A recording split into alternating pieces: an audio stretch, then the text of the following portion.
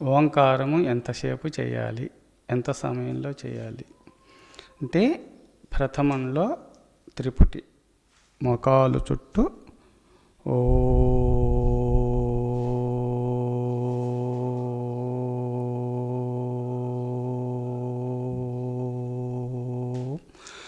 ఏ రూపంగా 3 సార్లు త్రిప్పి చిటికేస్తే ఎంత సమయమో అంత సమయం పలకాలి. ఇంకా రాగరా కుంభక యోగానికి సిద్ధిస్తే ఇంకా చాలా సేపిస్తే మంచిది.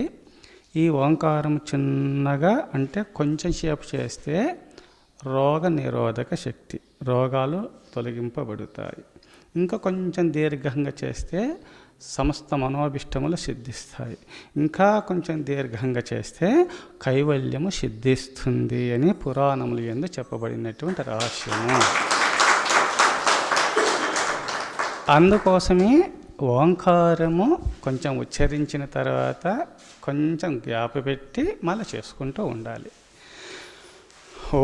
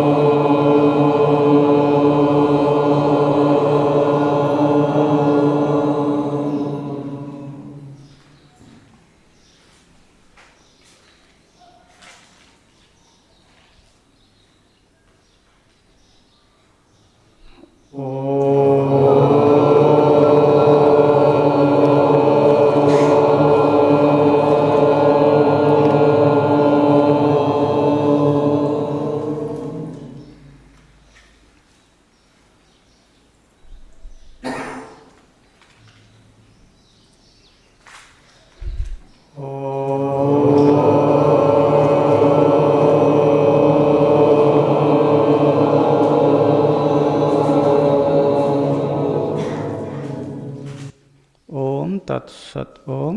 ఈ ఓంకారము అకారము, ఉకారము, మకారము. అకారము వాణి బ్రహ్మదేవులుగా, ఉకారము లక్ష్మీనారాయణులుగా, మకారము పార్వతీ పరమేశ్వరులుగా వర్ణింపబడింది. త్రిమూర్తులు త్రిమాతల యొక్క స్వరూపము ఓంకారము. సర్వం ఓంకార ఏవని మాండూక్యోపనిషత్తు చెప్పింది. కావున అందరూ ఓంకారమయము. సర్వం ఈ సృష్టి అంతా పరబ్రహ్మ స్వరూపమే. కావున ఆ భగవంతుని యొక్క నామవాచకము ఓంకారము. ఓం అంటే భగవంతుడు పలుకుతాడు. రామయ్య ఇటు రా అంటే కృష్ణయ్య, ఇటు రా అంటే కృష్ణయ్య, రామయ్య, శివయ్య అంటే ఎలా పలుకుతారో ఒక మనిషి మానవ మాత్రులు అట్నే భగవంతుని ఓం అంటే భగవంతుడు పలుకుతాడు. భగవంతుని యొక్క నామవాచకము ఓంకారము. నిరాకారమైన పరబ్రహ్మమునకు భగవంతునికి స్త్రీలింగము, పుంలింగము, నపుంసకము, లింగాతీతుడైన భగవంతుడు ఒక లింగాకారముగా అనగా లింగ రూపమును ధరించినాడు. బ్రహ్మ విష్ణు మహేశ్వరులుగా, పార్వతి లక్ష్మి సరస్వతి మాతలుగా అవతరించి నిరాకారమైన పరబ్రహ్మము సృష్టి స్థితిలయకారులుగా అవతరించేసి ఈ లోకాలను సృష్టిస్తూ పోషిస్తూ లయం చేస్తున్నారు. అందుకోసమే ఈ ఓంకారము అకారము బ్రహ్మ, ఉకారము విష్ణు, మకారము శివుడు. కావున శివునిలో పార్వతీమాత అర్ధస్వరూపంగా ఉంది. కావున నారాయణులో తన హృదయంలో లక్ష్మీమాత ఉంది. కావున తన శిరస్సు ఎందే ఆ జగన్మాతను వేదాలను తన నింపుకొని ఉన్నాడు. కావున ఆ లక్ష్మీనారాయణులు వాణి బ్రహ్మదేవులు పార్వతీ పరమేశ్వరులు ఒక్కరే వేరు. కావున ఒక్కరు ఏకం అనేకంగా భాషిస్తున్నారు. కావున ఈ సృష్టిలో వాళ్ళు ఆ భగవంతుని యొక్క అయోని సంభవులు. కావున వాళ్ళను ఈ ఓంకారాన్ని ధ్యానం చేస్తూ నిరాకారమైన పరబ్రహ్మము ఒక ఆకారమును ధరించినారు. కావున ఆ త్రిమాతలను త్రిమూర్తులను ఆ స్మరణ చేసుకుంటూ అకారము ఉకారము మకారము కొంతమంది తెలియచేయుట నిమిత్తమే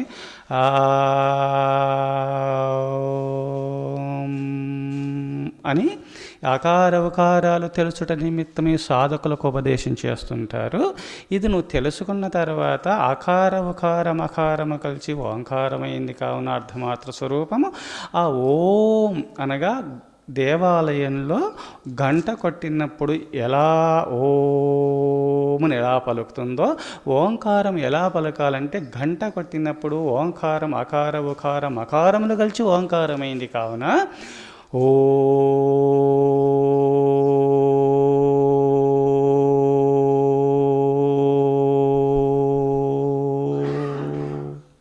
అని పలకాలి. ఇది ఉపనిషత్తుల యందు సమస్త శాస్త్రములందు చెప్పబడినటువంటి రహస్యమే.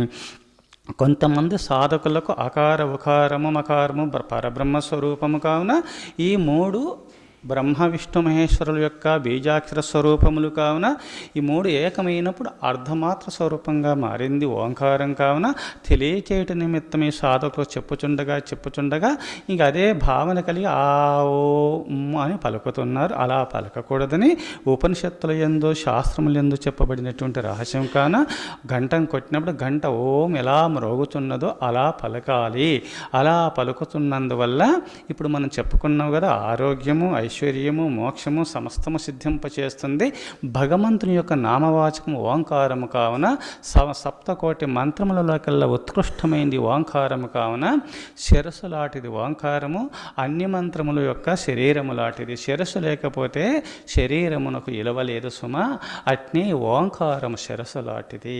అందుకోసమే సప్తకోటి మంత్రములలోకల్లా ఉత్కృష్టమైన మంత్రము. ప్రతి మంత్రమునకు ఓంకారము లేనిది ఏ మంత్రము ఉచ్చరించరు. అది ఉచ్చరించినా అది ఫలించదు అని వేదశాస్త్రములందు చెప్పబడిన దివ్య సూక్తి, దివ్య రహస్యం ఇది.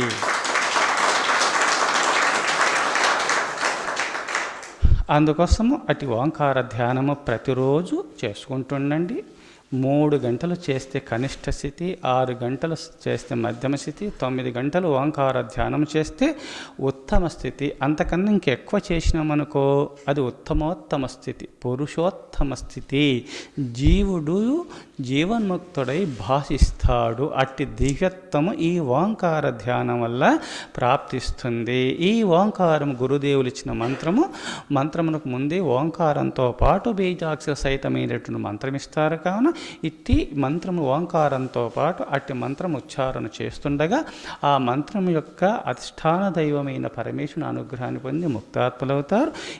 మరి మాకు 9 గంటలు 3 గంటలు 6 గంటలు మాకు ప్రాప్తించదు, సమయం ఉండదు కదంటే తైలధార వలె కర్తవ్య కర్మలు కర్మేంద్రియముల ద్వారా కర్తవ్య కర్మలు చేసుకుంటూ మానసేంద్రియమైనటువంటి మనసు ద్వారా ఎప్పుడు పరమాత్మ ధ్యానం చేసుకుంటూ కర్తవ్య కర్మలు చేసుకుంటే అది గృహస్థాశ్రమంలో అదొక తపస్సు అనబడింది.